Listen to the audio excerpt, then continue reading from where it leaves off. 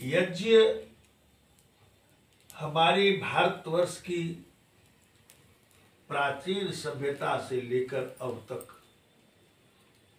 यज्ञ का जो परंपरा रहा है, उद्देश्य इसका यही है कि हम जिस तरह साकल को, यज्ञ की सामग्री को अग्निदेव में समर्पित कर देते हैं, उसी तरह अपने मन को गुरु उपदिष्ट भूमि पर समर्पित कर दें। यह एक प्रमाण है कि हम अपने मन को गुरु के बताए हुए भूमि पर, जहां आपको गुरु निर्देश देते हैं लक्षित होने के लिए, वहां मन को समर्पित करें। मन के समर्पित होने से ही मानव जीवन का कल्याण है। क्योंकि बंदी छोर सदगुरु कबीर साहब ने कहा है, तजी मन भजी रहू मोरे भक्ता, सत्य कबीर सत्य है वक्ता। मन को तज करके रहो, तजी मन भजी रहो। मन को त्याग कर जब भजन होता है आत्म चेतना से, वह भजन सर्वोपरि है। वह भजन चेतन चेतन का भजन है, चेतन चेतन का योग है, चेतन चेतन की भक्ति है। तो उस भक्ति के लिए ही हम अपने मन को, मन के सारे विषयों को, मन के सारे कामनाओं को समर्पित कर दें। यह अध्यात्म का सबसे बड़ा गूढ़ रहस्य है। जिस तरह भी हो, क्योंकि मन में ही सारी वासनाएं उठती हैं और मन की धारा हमेशा नीचे की ओर प्रवाहित होता है और ज्ञान की धारा सदा ऊर्ध्व की ओर जाती है, ऊपर की ओर। देखिए, अग्नि कहा जाता है, अग्नि की भी धारा ऊपर की ओर है। जहां भी दीपक हो, जहां भी जलाए, अग्निदेव को प्रज्वलित करें, उसकी धारा ऊपर की ओर होती है और मन की धारा नीचे की ओर होती है। मन का संबोधन पानी से किया गया है। पानी ऊपर नहीं चढ़ता, पानी नीचे की ओर धारा बहती। उसी तरह से हम अपने मन को त्याग कर, जहां मन है, जहां से मन आया है, धर्मदास साहब ने कहा, धर्मदास सिंह कबीर साहब कहते हैं कि नी अक्षर से अक्षर भया, अक्षर से मन होए, अक्षर से मन उपजे, मन में सृष्टि समोए। सारी सृष्टि मन में समाई हुई है और मन ही सृष्टि का कारण है। मन ही जीव को दुखी करता है। मन ही प्राकृतिक विषयों में उलझा करके अपना निरंजन देव जो है 21 ब्रह्मांड के मालिक हैं और वह मन रूपी सूत्र को सभी आत्माओं के साथ दे डाला है और उसी मन के द्वारा इस संसार के विषयों का, संसार के हर कामनाओं के द्वारा वह रसास्वादन करते रहते हैं।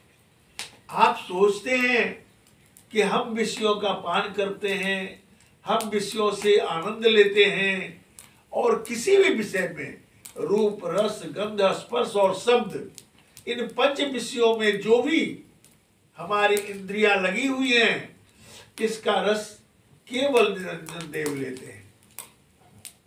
और जिसे काल निरंजन कहते हैं, जिसे समय कहते हैं, ये सभी उन्हीं के नाम के रूप हैं।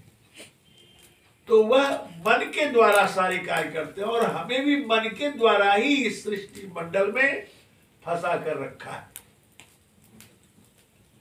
तो इस मन को ही त्यागने के लिए साहब कहते हैं, उसकी विधियां हैं, उसके जो योग हैं, उसके जो संबंध हैं, उसके जो तरकीब हैं, तो उस बात को साहब दर्शाते हैं जिस ज्ञान को मैं आप सबों के साथ रखा हूँ, शेयर किया हूँ।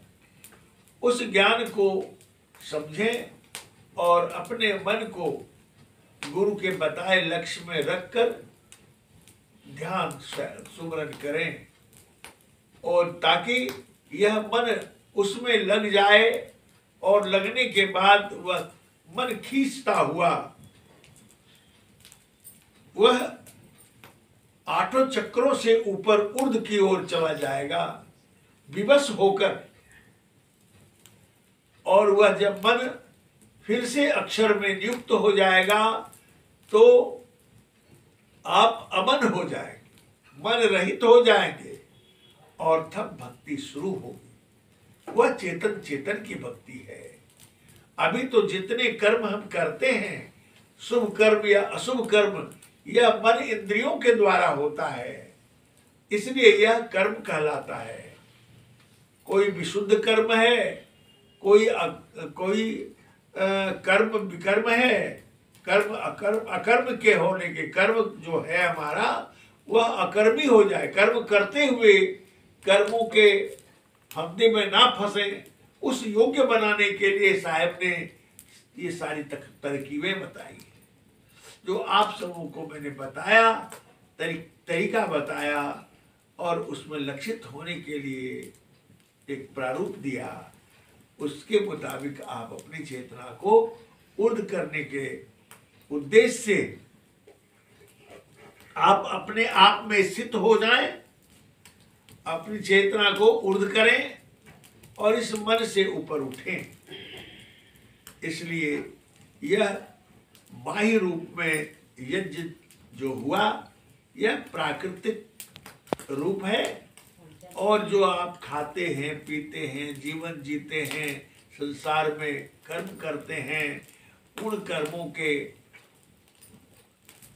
वस्तुओं को, प्राकृतिक वस्तुओं को हम एक प्राकृतिक रूप में यह क्या करते हैं, स्वाहा कर देते हैं।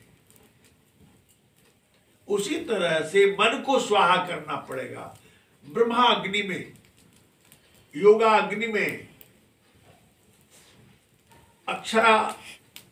अक्षर की उस अवस्था में ले जाकर के नियुक्त कर देना होगा। फिर आप अमन होकर भजन करेंगे और उस भजन में परम आनंद की अनुभूति होगी, सच्चिदानंद का प्राप्ति हो जाएगा। इसलिए इस कार्य को करें। इसी उद्देश्य से यह यज्ञ किया जाता है, समझने के लिए, बूझने के लिए, जानने के लिए। साहिब बंदगी साहिब।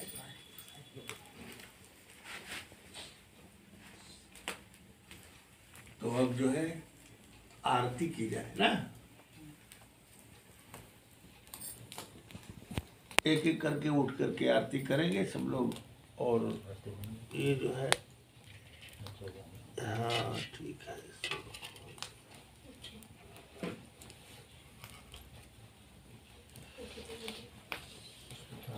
कार्बन झाड़ू बढ़िया से